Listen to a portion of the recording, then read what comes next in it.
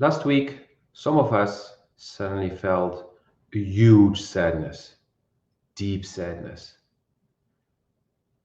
And you may wonder why. Because most probably nothing special happened in your life. At least to me, nothing special happened. But suddenly I felt all that sadness. So, where's it coming from? And how to deal with this? This is what I'm going to explain in today's video. Like, subscribe, and share. Hi, my name is Latvimerad, and today I'm going to explain how it's possible that we suddenly feel deep sadness out of nowhere. And if you start talking with others, realize that we're not the only ones. Realize it's a collective thing, and that there is a wave of sadness spreading over the earth and then dissipating again, just like a tsunami. And just like a tsunami, it can leave scars. It can leave us devastated, down, depressed. But just like with tsunamis, I'm not talking about the very big ones, but small tsunamis we can prepare ourselves for. We can limit the damage. Maybe tsunami is not the right word, maybe it's a hurricane. Some people's houses get completely destroyed with hurricanes, but there are also people who build them in such a way that they sustain the hurricanes. So today I'm going to explain what's happening and how to manage this, how to deal with this, how to prepare for it. And when it just overwhelms us, because it can just puff be there, then what to do? So a few things are important here. Emotions come and go. Trying to control them is futile. Resistance is futile. And what I've learned throughout the years, through listening to some wise people, but also through my own experience, is that the easiest way to let it out of my body is to just let it flow, not try to stop it, because it keeps pushing and we start this fight.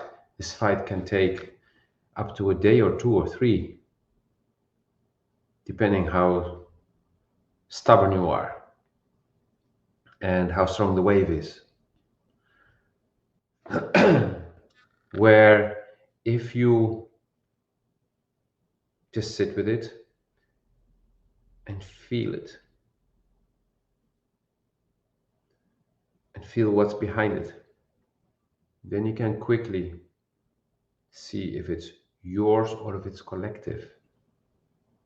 And it can be both. But if it has something for you to deal with, or do you just need to let it flow because that's the fastest way it can flow out again, because it's flowing in and then you let it out again. And the more we do this collectively, the faster these waves of sadness dissipate, disappear, evaporate. We are in a phase of transition on this planet, and we see a lot of craziness happening. And to some, everything is collapsing and everything is only getting worse. Well, that is when we resist to change. Then every change or every collapse of the old is bad. But if you have a piece of land with an old house on it that is really, yeah, not gonna last for the coming decades, especially knowing that there will be a hurricane coming and it will not survive the hurricane,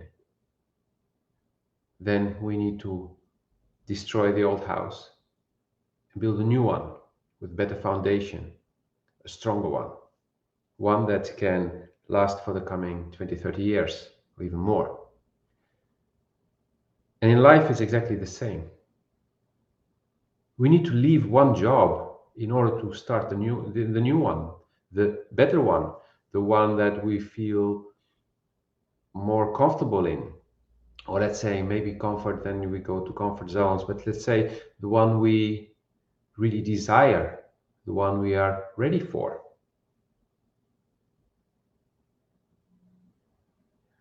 And yet, through programming,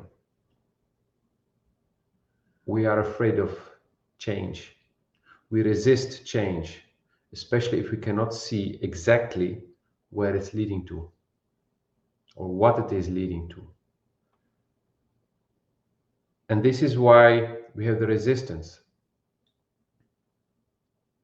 But then is a very simple trick. Look back at your life, at all the moments of big change. You survived them. And in most cases, looking back, you're in a better place now. Even if now today maybe is not the best example because we are again in a big transformation phase. So maybe your business has collapsed, your finances are very shaky, job security has disappeared. Would you really want to go back to when you were a teen, an adolescent? Answer this question honestly. And don't just look at the good memories, the good moments you had, the full picture. Probably not. I've had periods where I earned much more money than I'm earning today. But would I like to go back to those periods? There's one period that is tempting, but then I had so much less awareness. Certain things were easier than today, or nicer, or more fun. But other parts, there were still big issues in my life, which today I can say I resolved them, or resolved most of them. So, no, going back would be just lying to myself. It would be focusing on that one thing that I don't like today and that was better back then. But if you take the full picture, you needed that thing to be better back then because it was compensating for the other things. Or you needed, for example, that excess in money for those things that you are doing then. And today, the fact that you're watching this video means that you have everything you need in this moment. Even if you don't know how you're going to pay your bills next month. Now, at this moment, you're alive. You're watching this video, meaning you're open, you're in motion, you're moving forward, even if you don't know exactly where to. So, having said all of this, letting the sadness just flow, checking what is yours. And if you don't find anything, it's fine. Maybe it'll trigger some old pains that are still there. Then feel them and deal with them so they can leave your system too. The wave of sadness that comes in is also a way or a chance, an opportunity to let go of the sadness that's still inside you. just by pushing it out. No, by acknowledging it. Yes, I still feel some sadness that my mother died when I was 24 years old. So I sit with that, and I'm grateful for what I had. And I process the sadness in my own unique way. I'm not going to tell you how to do that because your sadness is different from mine. Your way of processing sadness is different than mine. So find your unique way. I can guide you in that. You can contact me. We can have a session and I can guide you and give you examples or help you find your unique way, the best way for you to do that. And then we can release more sadness and that wave passes.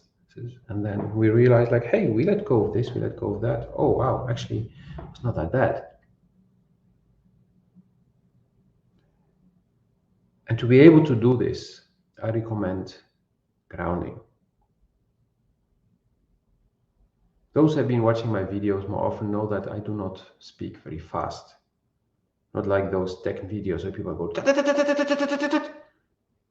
because that is just keeping you in the stress.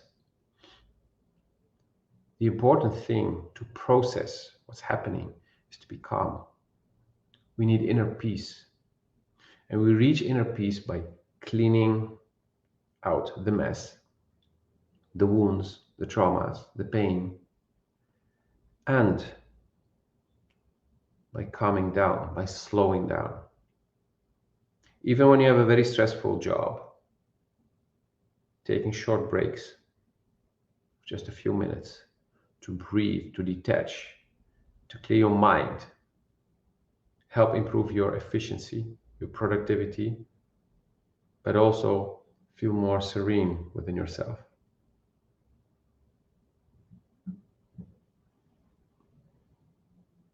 Pausing is very important. And maybe people around you may not understand this. But in the heat of the battle, when shit is hitting the fan, taking a break, just like stopping time, stepping out of things, have a look, 360-degree view of the situation, helps you see more, see better, and be able to act more efficiently. This applies also for what's happening within us, with our emotions, with the things we feel, how we feel about what's happening to us, within us, or around us, in front of us. Maybe what's happening to your neighbor, whether it's being literally your neighbor or your neighboring country.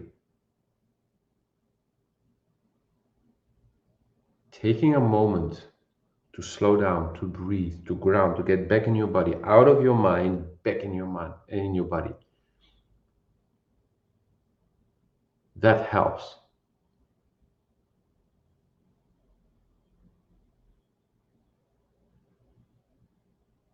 I did organize several times a course on grounding.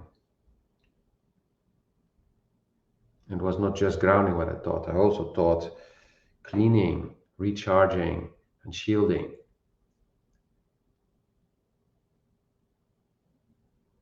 But what I'm going to do soon is to organize again a course on grounding. Just grounding to start with. Because there are many ways of doing it. And you can find your unique way of doing it. Because during this course, I'm going to share with you several methods, the basic principles, and then give you a chance to try out things, to fine tune what you're getting from me and maybe from other participants, to fine tune it to your specific needs. That is how I work. A few years back when I did one live, face to face, on the last day, we gathered in the park and then the participants started to share. It was amazing. They took things that I said, that I had shared, that I taught them how to do things. And they gave them different methods and let them practice. And at the end of the 4 weeks, they came back and they had tried out things and their lives had changed. And they were doing the grounding in their own unique way. They adapted to their own unique way of being, to their needs, to their circumstances. But their lives had changed. One started earning more, the other started to feel much more calmness and peace with whatever was happening.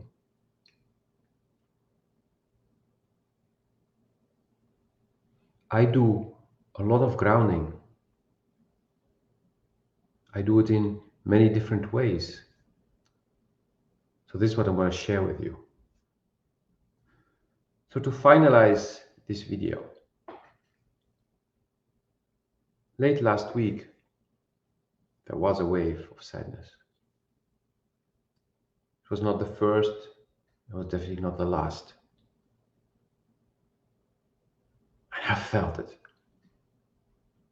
I felt it so deeply. I didn't realize it first because it triggered sadness that was already within me. But then in talking with a close friend the next day, I realized like, oh, okay. Then it was just like, oh. And then I started to connect dots. But not everyone did experience it the way we experienced it. I have another close friend who didn't experience it at all, who just had a very chaotic day. And maybe it's because this friend has a certain blockage when it comes to emotions. So it immediately transformed into just messing up things in her reality. There are different ways how these things can happen. But whatever is happening to you when you self-center and you ground, becomes easier to deal with what's in front of you.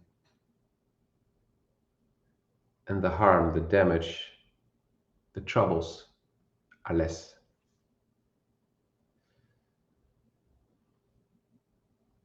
Looking forward to hearing from you your experiences. And I hope that this video gave you some clarity. Please post or send me directly your questions. And I'll be sharing very soon about this workshop on the grounding that I'm going to organize. It's going to be online, so available for everyone. And I'll probably be recording it too. Most likely I'll be recording it. So this means that you can also get access again afterwards when you want to practice again, or when you think that you missed something, when you didn't write down everything. And generally, I don't want people to write down too much. I want them to be in the moment and to focus. So looking forward to hearing from you, and you will be definitely hearing from me.